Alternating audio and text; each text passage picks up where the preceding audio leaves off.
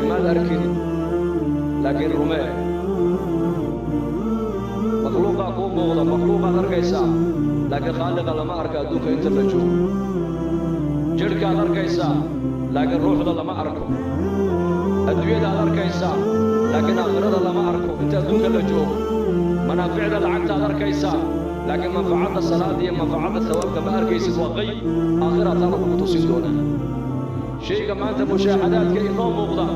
ayaa hadhow toola noqon doona muqayabaad wax kaa qarsoomay buu noqon doonaa shayga qaybka maanta kaa qarsoon waxa uu noqon doonaa wax hortaada yimadood aragto ayuu noqon doonaa maanta adduunyada inoo muuqato aakhira inooma muuqato laakiin qofku markuu adduunyada ka intiqaalu dhinto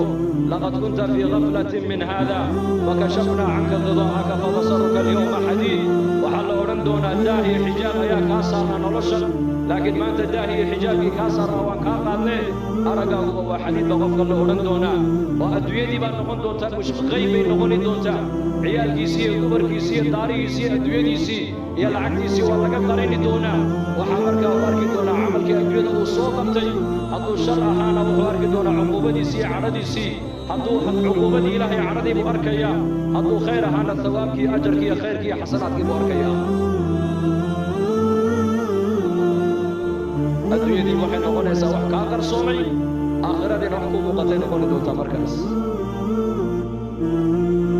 marka ilaahay tabaaraka wa tacaala adduunka inta aan joogno lama arki karaayo laakiin aayaadka ilaahay baa la arkayaa wa min aayaatihi alleylu waalnahaar habeenku waa aayad weeyaan aayad waa maxay macnaheedu waa calaamo ilaahay jiritaankiisa lagu garanaayo maalintu waa calaamo ilaahay jiritaankiisa lagu garanaayo guga iyo jilaalku waa calaamo ilaahay jiritaankiisa lagu garanaayo noloshiyo geeridu waa calaamo ilaahay jiritaankiisa lagu garanaayo lab iyo dhitigu waa calaamo jiritaanka ilaahay lagu garanaayo faqriga iyo qinadu waa calaamo ilaahay lagu garanayo jiritaankiisa caalamkan siduu u socdo waxaad ka dhex arkaysaa in ilaahay nidaamkiisu caalamka uu shaqaynayo laakiin nidaamka ilaahay caalamkan uu ku maamulaayo waa nidaam qayba waa laynaga qariyey ma arki karayno sida ruuxda jidhka ku jirta ishaadu aysan u arki karaynin gacanta dhaqdhaqaaqeegaad arkaysaa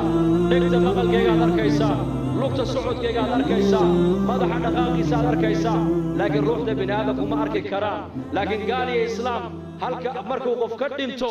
intuba qofkaa ka dhintay way u ooyaan haddaad tidhahdaa maxaad ooy waaga qofki gacan kama goyn lugna kama goyn dheg lagama goosan uu dhan yahay jidhkiisii oo dhan uu dhan yahay maxaad la ooyay haddii la yidhaahdana kulligood waxay leeyihiin shaygii qiimaha laaba meesha ka baxay shayga qiimaha la waa maxay waa ruuxdii oo ruuxda maad aragtid may si aad u garanaysaa qalbiga ayaa garanaya alqalbu yudriku alxaqaa'iq bay yidhahdeen culummadu qalbiga ayaa xaqiiqada soo taabanaya shaygii qiimaha lahaa waa ruuxda weeyaan ruuxdu waa qayb waa lagaa qariyey ma arki karaysid laakiin inay jirto waxaad ku garanaysaa xarakaat alacdaa caalamkan aad arkayso dhan waxa weeyaan waa kaljasad weeyaan nidaamkan caalamka oo dhan waxaa ku hoos jira nidaamka ilaahay iyo nidaamulqayb la yidhaahdo marka muuminkii iimaanka qabay intuu adduunyada joogay buu ilaahay cilaaqa la lahaa su-aasha u horraysa marka la yidhaha man rabbuka waxuu yidhi aniga rabbigay waa allah buu leeyahay meheradaydu ima rabbaynay allah baa i rabbaynayey dukaanku ima rabbaynay ilaahay baa i rabbaynayey beertu ima rabbaynay ilaahay baa i rabbaynayey dowladdu ima rabbaynay ilaahay baa i rabbaynayey